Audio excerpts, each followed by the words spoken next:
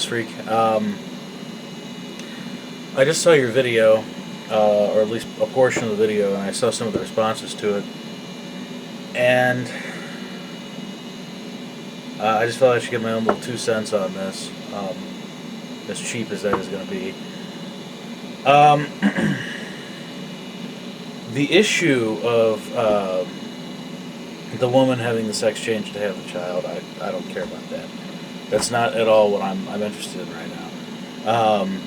However, I think there seems to be a disconnect between how people think about marriage and how it affects children, the rest of society in general, because most people today don't have this concept at all of cause and effect. They just don't have it. To them, the issue about gay marriage is more fundamentally about if one person really loves another person, how can you deny them, that happiness? Well, I'm sorry, marriage isn't about happiness. You can ask people that are married, I guarantee you, that while it can have joy to it, you don't necessarily need to be married to have that joy. And no one is legislating, or at least I would argue no one should be legislating issues involving sexual relations between two individuals in the privacy of their own home if they are consenting adults, regardless of their gender. So a lot of the sodomy laws, I think, are just ridiculous. They're unenforceable and whatnot. However, when it comes to marriage, there's a problem if you actually say that gay marriage is okay on those grounds. Marriage is never about happiness in society's eyes. In society's eyes, it is a way to have a stable society, because in a marriage between a man and a woman, children are actually created. They're not created in a gay marriage, unless you do something funky now with aspects of in vitro fertilization or a surrogate.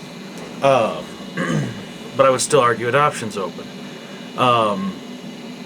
And so it's not just the creation of children, it is also, in a sense, the showing of gender roles. Now, some people have argued, well, I think one of your responders had said they were raised by a lack of a strong male figure, and the male figure was gay. And he's turned out fine, and I would say, good for him.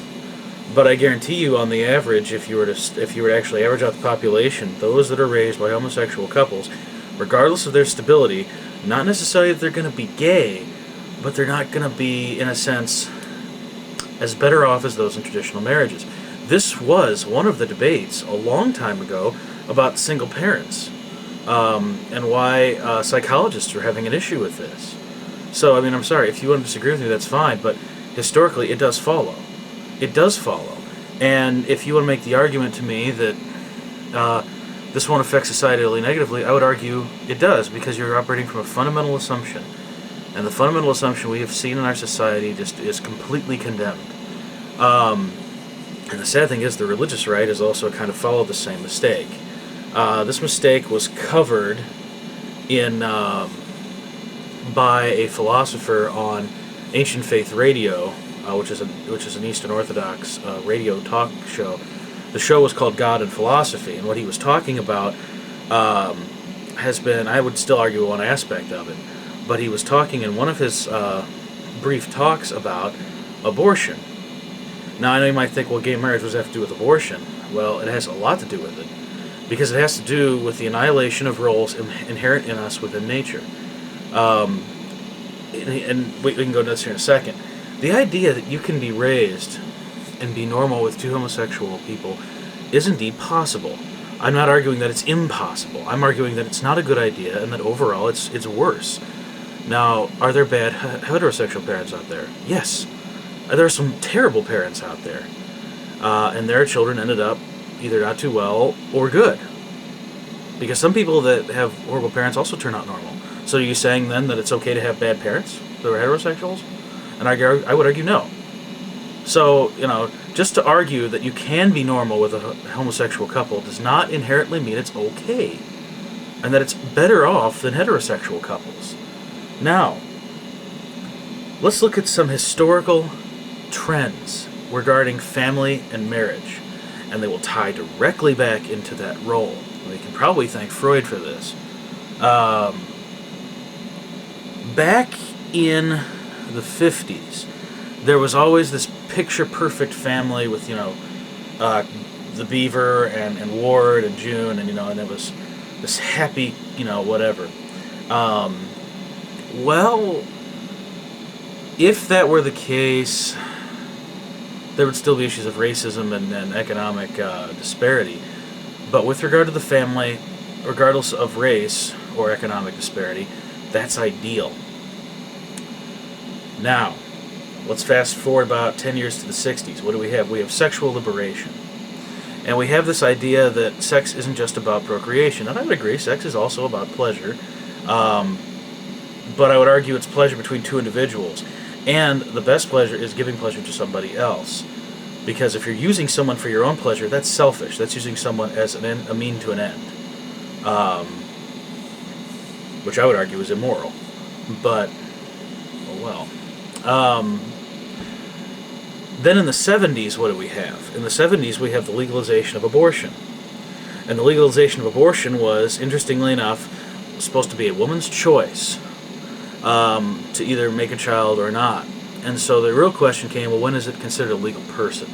And the idea that most people have accepted now is of course, obviously, the existential school of thought. It's not a person because it has no mental or reasoning capacities. Now, of course, if you want to take that to its ultimate conclusion, you couldn't have laws stopping murder.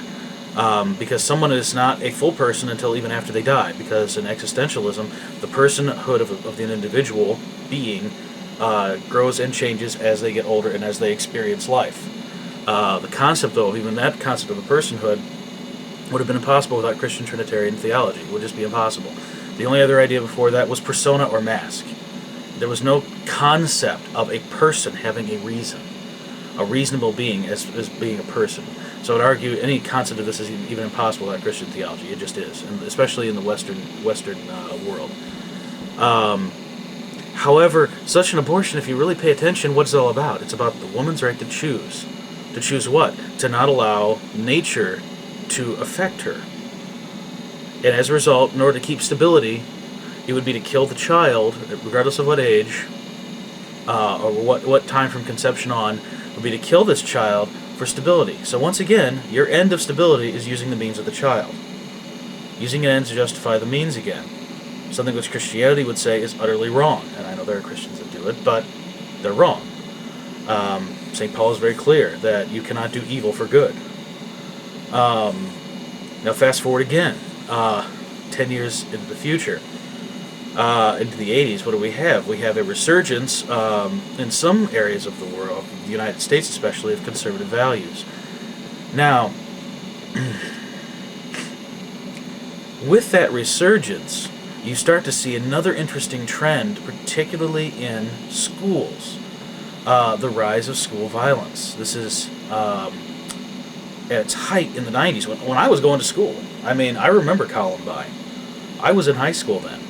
And every other school shooting in Little Rock. And while someone can make the argument, well, they had heterosexual parents. They did, but here's two things that are fundamentally flawed in that thinking. Because on a failure of many parents' part to educate their children with regard to morality, we now have this problem that the schools are saying what is and is not moral. I mean, they're being taught that, I have a poster here of the evolutionary tree, that they're just molecules in motion, the existentialist school of thought. They're basically meaningless. Their gender now is also meaningless. They have no role apart from what someone else gives them. So if they're not loved at home, they're not loved, period. And so they feel that they have to fight for that affection or that attention. That's not unreasonable to put that spin on history. That is, without a doubt,